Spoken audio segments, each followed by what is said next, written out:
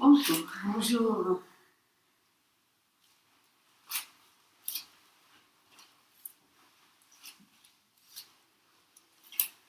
Bonjour à tous. Merci beaucoup de vos retours à la suite du partage de la semaine dernière. Plusieurs personnes m'ont écrit pour me dire qu'elles ont commencé à se laver les mains autrement, et qu'ils prennent leur temps et qu'ils profitent de ces moments, de ces petits gestes du quotidien pour revenir au moment présent et pour s'arrêter. Voilà. En fait, cela, on peut le faire avec toutes nos actions de la vie quotidienne. Tout ce qu'on fait, ça peut devenir une méditation et nous apporter beaucoup de joie et beaucoup de paix. J'ai continué cette semaine cette pratique-là et je voudrais partager avec vous ce que j'ai pu apercevoir. Donc, la première chose que je me suis rendu compte, c'est que c'est très difficile parfois de s'arrêter et de prendre son temps. Donc, on est pris dans une inertie qui nous fait faire les choses un peu vite, voilà, rapide, on passe à une autre chose. Donc, à chaque moment, pour moi, c'était un petit effort pour m'arrêter et prendre bien mon temps, et respirer, réciter les gathas, faire gacho. Donc, c'est gata qui m'accompagnait pendant cette pratique-là. Je vais le répéter. Je me lave les mains pour les viandes de tous les êtres, puisse-je les servir en leur offrant que pureté. Voilà, ce gata, ce petit poème, il est devenu pour moi une sorte de guide et aussi encore dans le sens que je me suis posé beaucoup de questions sur sa signification et sur comment je pouvais le mettre en œuvre. Voilà. Puisse-je servir à tous les êtres en ne leur offrant que pureté. Qu'est-ce que c'est la pureté et comment je peux l'offrir? J'ai réfléchi et je me suis rendu compte que peut-être c'est un peu prétentieux de vouloir n'offrir que de la pureté, parce que nous avons tous des réactions pas tellement pures qui se manifestent à chaque moment. Mais en tout cas, comme idéal, ça me semble juste bénéfique et ça peut nous donner une bonne direction. Et je pense que c'est une attitude à prendre avec urgence, parce que toutes ces réactions de colère, de haine, d'avidité, de jalousie, c'est une autre sorte de virus de transmission très très facile. Je pense que tous on a fait l'expérience.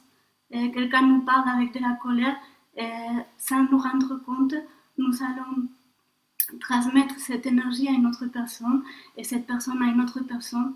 Donc ça fait une chaîne de transmission qui nous rend malades et malheureuses. Donc je pense que c'est pour ça que c'est important de faire ses vœux, d'offrir aux autres quelque chose de bon et de pur. Et pour donner une image d'actualité, on pourra dire que ces vœux, c'est comme se mettre un masque. Voilà, on protège les autres de nos énergies négatives, on va dire. Voilà. Et peut-être comme vous le savez déjà, dans le bouddhisme, la pureté est symbolisée par la fleur de lotus.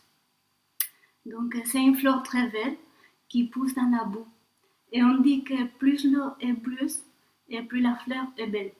Et donc cette boue, c'est notre souffrance, nos troubles, nos désirs. Et de tout ça, que c'est, on va dire, impur, on peut créer quelque chose, on peut faire naître quelque chose de très très pur. Voilà, c'est les impurités, on va dire, c'est le terreau de notre épanouissement. Et dans notre tradition, on rencontre cette même idée dans la robe monastique qui s'appelle kesa, et que dans son version plus petite, c'est cette pièce de tissu que je ne sais pas si vous pouvez la voir, ça s'appelle rakusu. Et c'est une pièce de tissu qu'on couche nous-mêmes et en suivant des directrices très précises. On les reçoit des mains de nos maîtres quand on prend les refuges et quand on reçoit les préceptes bouddhistes et qu'on porte lors des repas formels, lors des méditations ou quand on étudie le dharma. Et à l'origine, dans l'époque de Bouddha, cette robe elle était confectionnée à partir des haillons, des tissus jetés qui ne servaient à rien déjà. Donc les moines et les nonnes les ramassaient, les lavaient, les teint et avec ça, elle cousait sa robe monastique. Par exemple, des tissus qui avaient été rongés par les souris ou bien qui avaient servi à couvrir les morts ou qui s'étaient tachés des sangs menstruels ou de l'accouchement ou des tissus brûlés. Donc tout ça que c'était déjà, on va dire, jeté, impur, avec cela, il confectionnait la chose la plus pure. Parce que pour nous, c'est le symbole de la transmission de l'enseignement. Donc, c'est quelque chose qu'on respecte et qu'on vénère profondément. Et en japonais, ça s'appelle funsoe. Et funsoe, c'est la robe confectionnée avec des haillons qui ont servi pour nettoyer toute classe d'ordures, même des excréments. Voilà. Donc, en réfléchissant un peu à tout ça, je me suis dit que peut-être cet offrir de la pureté, c'est pas une chose qu'on puisse faire par la volonté. C'est pas qu'on se réveille le matin et on dit voilà, je vais offrir de la pureté à tout le monde aujourd'hui. Sinon que je pense qu'il me semble que c'est quelque chose qui se dégage d'une pratique profonde, honnête et constante aussi. Et pour moi, le fondament de ces pratiques, c'est sasen, c'est la méditation. C'est là que ce processus de purification peut se faire vraiment. C'est comme l'image du verre avec de l'eau bouilleuse qu'on agite et que quand on la pose sur une table, par exemple, toute la boue, elle descend au fond et l'eau devient limpide. Et avec notre esprit, c'est un peu pareil. Il est agité, voilà, on s'assoit en sasen et tous les pensées, ils descendent, tout se calme et notre esprit, il devient limpide et plus transparent. Voilà. Et comment mettre en œuvre, comment faire concret cette veille d'offrir de la pureté aux autres, quelque chose de bon aux autres. Voilà, je me fais une liste et je vous invite à faire la vôtre aussi et j'aimerais la partager avec vous la semaine prochaine.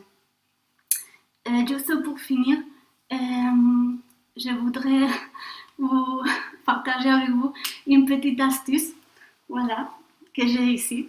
C'est un petit cahier que je porte avec moi pendant la journée et que j'utilise pour noter.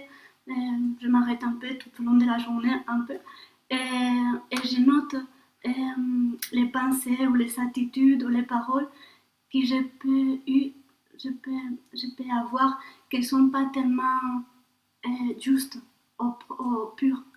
Et à la fin de la journée, je prends le petit cahier et je fais bilan. Et cela me sert pour...